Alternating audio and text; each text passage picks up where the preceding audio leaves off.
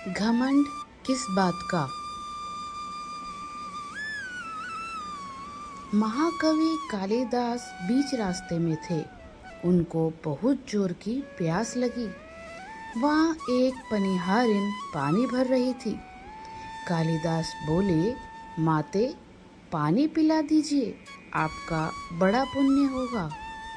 पनिहारिन बोली, बेटा, मैं तुम्हें जानती नहीं, अपना परिचय दो, मैं पानी पिला दूंगी। कालिदास ने कहा, मैं मेहमान हूँ, कृपया पानी पिला दीजिए। पनिहारिन बोली, तुम मेहमान कैसे हो सकते हो? संसार में दो ही मेहमान हैं, पहला धन और दूसरा यौवन। इन्हें जाने में समय नहीं लगता। सच बताओ, कौन हो तुम? इस जवाब से पराजित कालिदास आश्चर्यचकित रह गए। कालिदास बोले, मैं सहनशील हूँ, आप पानी पिला दीजिए। पनिहारिन ने कहा, नहीं, सहनशील तो दो ही हैं।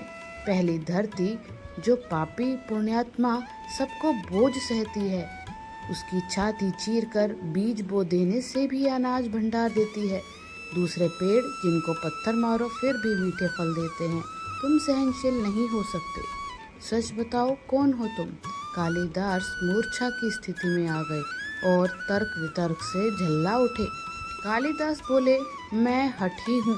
पनिहारिन बोली, फिर से झूठ बोल रहे हो, हठी तो दो ही हैं, पहला नाखून और दूसरे केश, कितना भी काटो बार बार निकल आते हैं। सच कहो, कौन हो तुम? कालिदास अपने आप को अपमानित और पराजित हो चुके थे। कालिदास ने कहा, फिर तो मैं मूर्ख ही हूँ। पनिहारिन ने कहा, नहीं, तुम मूर्ख कैसे हो सकते हो? मूर्ख तो दो ही हैं, पहला राजा बिना योग्यता के भी सब पर शासन करता है, और दूसरा दरबारी पंडित, जो राजा को प्रसन्न करने के लिए गलत बात पर भी तर्क करके उसको सही सिद्ध करने की चेष्टा करता है। यह बात सुनने के बाद कालिदास कुछ बोल न सके और वह इस स्थिति में वृद्ध महिला पनिहारिन के पैर पर गिर पड़े और पानी पीने की याचना में गिड़गिड़ाने लगे। वृद्ध महिला ने कहा, उठो वत्स। आवाज सुनकर कालिदास ने ऊपर देखा तो साक्षात माता सरस्वती वहां खड़ी थी। कालिदास पुनः नतमस्तक हो गए। माँ ने कहा, शिक्षा से ज्ञान आता है, ना कि अहंकार से। तूने शिक्षा के बल पर प्राप्त मान और प्रतिष्ठा को ही अपनी उपलब्धि मान लिया और अहंकार कर बैठे, इसलिए मुझे तुम्हारे आंखें खोलने के लिए ये सब मांग करना पड़ा। कालिदास को अपनी गलती समझ में आ गई और भरपेट पानी पीकर वे आगे चल पड़े। इसलिए कहते हैं, विद्वता पर कभी घमंड न करे। घमंड विद्वता को नष्ट कर देता है।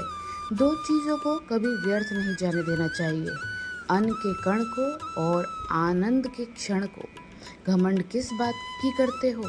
आप निर्वस्त्र आए थे और निर्वस्त्र ही जाओगे। आप कमजोर बनकर आए थे और कमजोर बनकर ही जाओगे।